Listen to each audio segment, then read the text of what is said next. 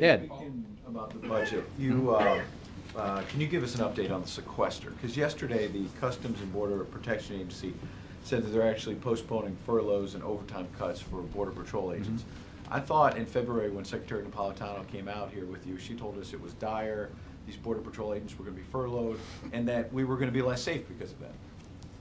Well, I think both are true. What is a fact is that when you're dealing with these kinds of across-the-board forced budget cuts in the middle of a fiscal year, and you're having to make all sorts of adjustments to account for them and to reduce your expenditures accordingly, it's a moving picture, and that can be on the plus side where furloughs may take place a little later, or on the minus side where things may be more immediate.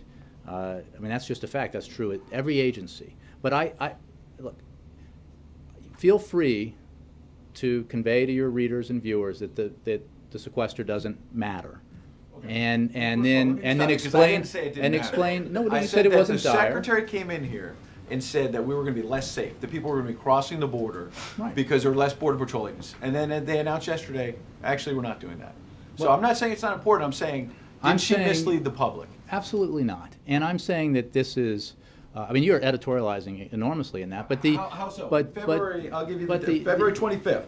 She said, if you have 5,000 fewer Border Patrol hours or agents, you have 5,000 fewer Border Patrol agents. That has a real impact. Those are her words. That's not politicizing. And how is that not the case? They announced yesterday they're not doing that. Well, but there are reductions, and whether it's those Border Patrol. Go ahead and report that, Ed. We've made clear. Okay, look, she said 5,000. They said yesterday we're not doing that. Talk to those who have been laid off at Defense Industries. Talk to those who have been furloughed in the. Look, you can obviously go to DHS and. She said we're going to be less safe. Right, and the impacts of the sequester will not all be immediate. They will. If you can predict to me when the sequester will end, if it will end, when Republicans will make the fateful decision to fund Border Patrol agents or fund our national security interests or fund Head Start at appropriate levels, and rather than continue to extend tax breaks to the wealthy and well-connected. Tell me when that happens, and then we can assess what damage was done after the fact.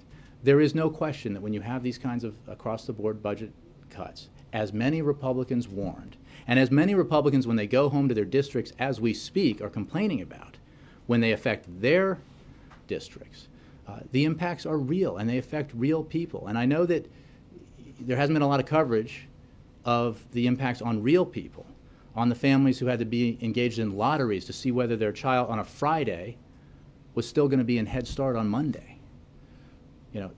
Tell them it doesn't matter. Tell them that the impacts aren't real. Now, I take your point. Look, this is a moving picture. Budgets are big things. Outflows and inflows. That's why there are constant adjustments being made at each agency as they deal with their budget in terms of what the impacts of sequester are. But they are real, and they are progressive in the sense that they don't all happen at once. And when we make predictions about what will happen in the future, it's going to change based on how the budget picture looks a month later. But they're real. But last thing on this, when you said moving picture, the other thing the administration kept saying in February was that there was no flexibility for these cabinet secretaries. Republicans were saying they can move money around. You said, Secretary Duncan said, others said, you can't do that. There is no flexibility. Now you're saying it's a moving picture, so the Border Patrol agents won't be laid off today, but maybe. I thought there was no flexibility. I thought it was indiscriminate, it was across the board. The law is written the way it's written. Designed specifically not to allow the kinds of choices that the Budget Control Act and the sequester part of it were written to force Congress to make, to be arbitrary and indiscriminate. And that remains a fact.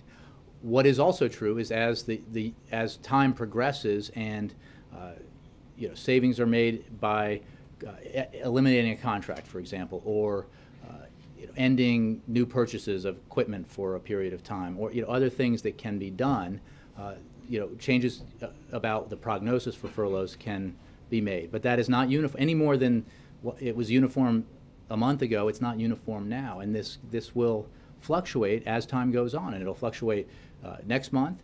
And if the sequester continues, it will fluctuate on and on and on after that, as the agencies adjust to that budget picture.